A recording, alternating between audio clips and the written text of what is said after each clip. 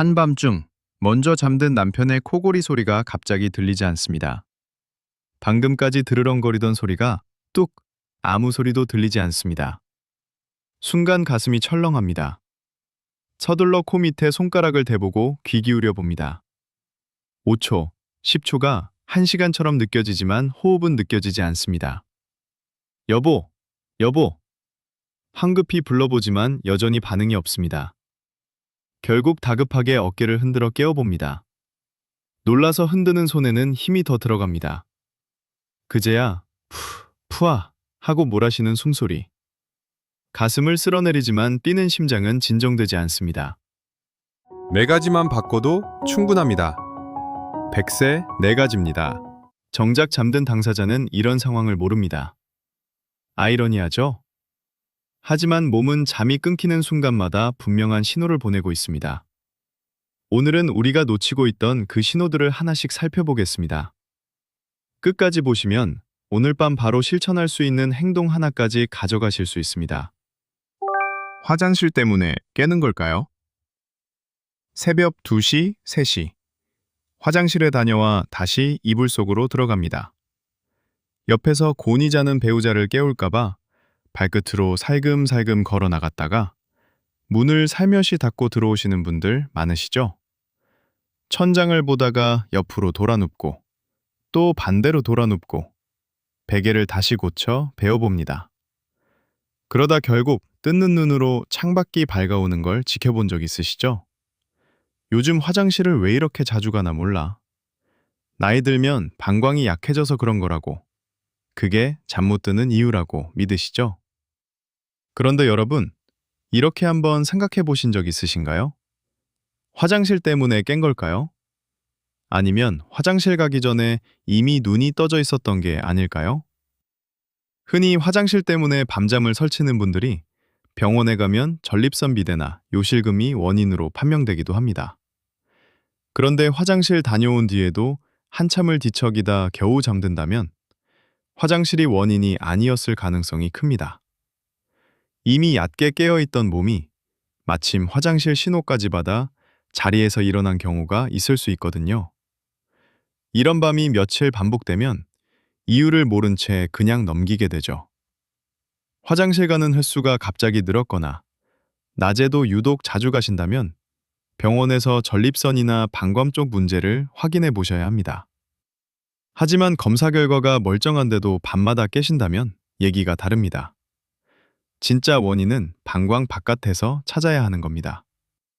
그럼 몸은 왜 진작부터 이렇게 얕게 깨어 있었던 걸까요?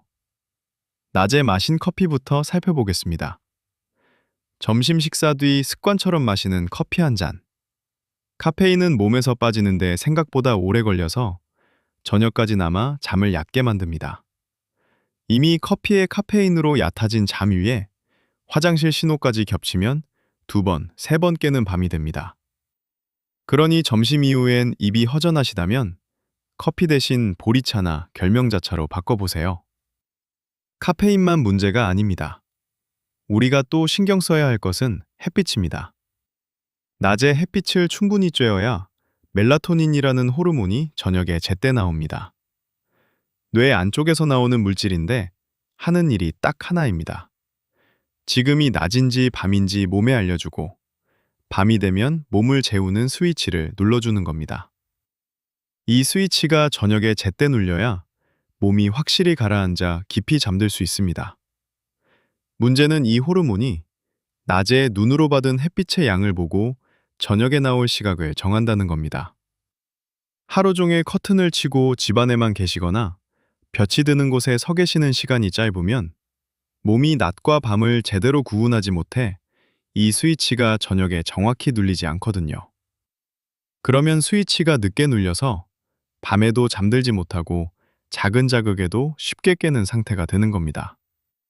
그러니 낮 시간에 잠깐이라도 창가나 마당에서 볕을 쬐서 보세요. 낮 햇빛이 너무 강렬할 때는 아침에 눈 뜨고 커튼부터 걷어 아침 햇살을 쬐서 보셔도 됩니다. 주의해야 할 저녁 습관이 하나 더 있습니다. 바로 술 한 잔입니다. 이거라도 마셔야 잠이 온다며 반주 한 잔을 챙기시는 분들 적지 않으실 텐데요. 술이 잠을 부른다는 느낌. 사실입니다. 알코올이 뇌 속 가바라는 신경 전달 물질을 자극해서 실제로 잠드는 시간을 앞당겨 주거든요. 하지만 그건 앞부분뿐입니다. 몸이 알코올을 분해하고 나면 그 진정 효과가 풀리면서 새벽녘 뇌가 오히려 반대쪽으로 확 깨는 반동이 옵니다. 잠을 돕는 줄 알았던 습관이 뒤에서는 반대로 일하고 있었던 셈이죠. 반주를 챙기신다면 잠자리에 들기 서너 시간 전으로 시간을 조금 당겨보세요. 사실 가장 좋은 건 잠들기 전엔 술을 안 드시는 거지만 그게 어려우시다면 시간만이라도 당겨보시는 겁니다. 사실 화장실은 원인이 아니라 결과였을 가능성이 큽니다. 무엇이 나의 밤잠을 방해했을까요? 잠자리에 눕기 전 손가락을 하나씩 접으며 확인해 보세요. 점심 먹고 커피 한 잔, 햇빛 한 뼘, 잠들기 전 술 한 잔. 어디서 걸리시는지, 그게 오늘 밤 화장실보다 먼저 짚어봐야 할 부분입니다. 코골이, 단순한 잠버릇일까요? 저 사람은 원래 코를 골아. 몇십 년을 함께 살아온 분들도 대수롭지 않게 넘기시는 그 잠버릇. 사실은 다 같은 코골이가 아닙니다. 숨은 쉬고 있으면서 시끄럽기만 한 코골이가 있고, 숨이 아예 멎었다가 돌아오는 코골이가 있습니다. 좁아진 기도로 공기가 겨우 지나가면 그냥 시끄러운 코골이고, 그 기도가 아예 막혀버리면 숨이 멎는 코골이입니다. 문제는 이 둘을 본인 스스로는 절대 구분할 수 없다는 겁니다. 잠들어 있으니까요. 옆에서 지켜본 사람만 알 수 있는 차이입니다. 특히 예순이 넘으면 남성 10명 중 6, 여성도 10명 중 4명이 코를 곤다고 할 만큼 흔해지는데, 이 코골이 뒤에 시니어 수면의 질을 가장 크게 갉아먹는 문제가 숨어 있는 경우가 많습니다. 그런데 이게 한 번으로 끝나지 않습니다. 심한 경우엔 1시간에 30번 넘게, 한 번에 10초 이상씩 숨이 멈춥니다. 대략 2분에 한 번꼴로 몸이 숨을 못 쉰다며 비상벨을 울리는 셈이죠. 뇌는 그때마다 짧게 깨어나 기도를 다시 열어줍니다. 본인은 전혀 기억 못해도 몸은 밤새 이 비상벨을 몇 번이고 눌렀다 끄는 겁니다. 정작 잠드는 데는 아무 어려움이 없습니다. 이렇게 자주 깨는데도 말이죠. 베개에 머리만 대면 금방 잠들고 코도 크게 고니 겉으로는 잘 자는 사람처럼 보이죠? 잠이 안 오는 게 문제가 아니라 잠든 뒤가 문제인 겁니다. 이런 밤을 보내고 나면 낮에 졸음이 찾아오기 쉽습니다. 운전대를 잡고 가다 신호 대기 중에, 심지어 달리는 중에도 몇 초씩 깜빡 조는 순간 겪어보신 적 있으신가요? 그냥 단순한 졸음이거나 피곤한가 보다 하고 넘기지만 사실은 밤새 숨이 자꾸 끊겨 제대로 못 잔 탓입니다. 실제로 이런 순간이 사고로 이어진 경우도 드물지 않습니다. 운전 중 이렇게 졸음이 몰려온다면 참고 계속 달리지 마시고 잠깐이라도 차를 세우고 쉬어가시는 게 우선입니다. 숨이 자꾸 막히는 밤은 낮에 졸음으로만 끝나지 않습니다. 숨이 멎을 때마다 산소는 줄고 이산화탄소는 늘어나는데, 이런 일이 밤마다 30번 넘게 반복되면 혈관도 그만큼 자주 조였다 풀렸다 합니다. 오래 쌓임이면 혈관이 뻣뻣해지는 동맥경화로 이어질 수 있고 심장이나 뇌에도 부담을 줄 수 있습니다. 그럼 이렇게 숨이 막히는 코골이 어떻게 대처해야 할까요? 방법은 있습니다. 이비인후과나 수면 클리닉에서 하룻밤 자며 검사받는 수면다운 검사로 정확히 확인할 수 있고, 확인되면 치료도 가능합니다. 대표적인 게 양압기라는 기기인데, 자는 동안 코에 마스크를 씌우고 공기를 계속 불어넣어 기도가 좁아지지 않게 받쳐주는 방식입니다. 이걸 쓰고 자면 밤에 몇 번씩 깨던 횟수가 눈에 띄게 줄어듭니다. 증상이 가벼운 분이라면 잘 때 아래턱을 살짝 앞으로 당겨주는 구강내 장치만으로 충분한 경우도 많습니다. 저 사람은 원래 코를 골아. 오늘 밤엔 그 소리를 조금 다르게 들어보시는 건 어떨까요? 그저 시끄러운 소리인지 숨이 멎는 소리인지, 그 차이를 알아챌 수 있는 건 옆에서 함께 잠든 가족뿐입니다. 잠을 잘 자야 덜 아픕니다. 아침에 눈을 뜨면 어깨가 뻐근한 분들 많으실 겁니다. 자리에서 일어나기 전 팔을 몇 번 돌려보고 어깨를 두드려보며 오늘 컨디션부터 살펴보시죠. 그런데 유독 어떤 아침은 손 하나 까딱하기 싫을 만큼 뻐근하고, 또 어떤 아침은 신경 쓰이지도 않을 만큼 멀쩡합니다. 병원에 가야 하나 싶다가도 하루 이틀 지나면 또 멀쩡해지니 그냥 넘기게 되죠. 그날 뻐근함이 왜 이렇게 오락가락하는지 참 알다가도 모를 일입니다. 몸을 많이 움직인 날일수록 더 아플 거라고 생각하기 쉽습니다. 실제로 노인 10명 중 8명 가까이가 이런 근골격계 통증을 달고 살 만큼 흔한데 다들 활동량 탓으로만 돌리고 나죠. 손주를 봐주느라 하루 종일 안고 움직인 날은 오히려 멀쩡했는데 별로 한 일 없이 집에서 쉰 날 유독 뻐근했던 적 있으실 겁니다. 어제 무리했나 하고 넘기기엔 앞뒤가 안 맞는 셈이죠. 알고 보니 활동량보다 더 크게 작용하는 게 있었습니다. 바로 어젯밤 얼마나 깊이 잤는지입니다. 왜 그럴까요? 우리 몸 척수에는 통증 신호가 뇌로 넘어갈지 말지를 걸러주는 문지기 같은 게 있습니다. 평소엔 이 문지기가 힘있게 버티고 서서 웬만한 뻐근함은 문 앞에서 걸러냅니다.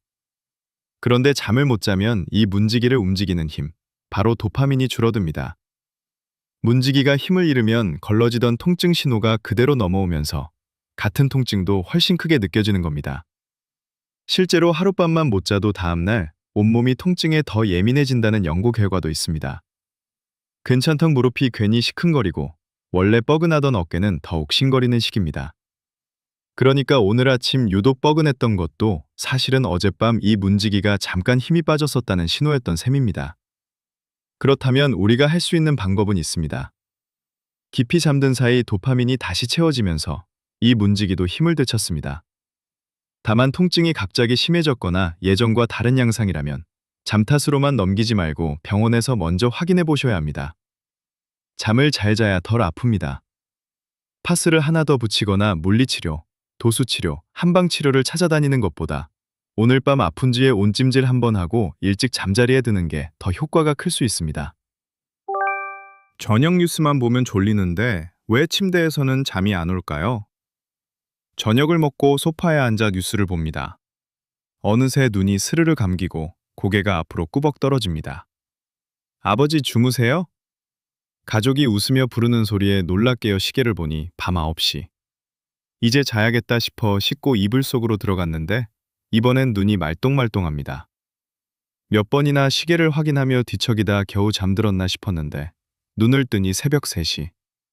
다시 잠들지 못하고 뒤척이다 날이 밝습니다. 낮잠도 안 잤는데 왜 이렇게 밤잠이 짧지? 고개를 갸웃하며 하루를 시작하십니다. 이런 하루가 벌써 몇 달째입니다. 많은 분들이 잠깐의 그 저녁잠을 대수롭지 않게 넘기십니다. 하지만 몸은 언제 어디서 잠들었는지 따지지 않습니다. 저녁 소파에서 꾸벅꾸벅 쫀 그 30분, 1시간도 몸 입장에서는 밤잠과 다름없는 잠입니다. 잠깐 졸았다고 가볍게 넘길 일이 아닌 겁니다. 깨어있는 동안 뇌에는 아데노신이라는 물질이 조금씩 쌓이는데요. 이 물질이 일정량 넘게 쌓여야 몸이 비로소 잠 쪽으로 끌려가고 자는 동안에는 다시 씻겨나갑니다.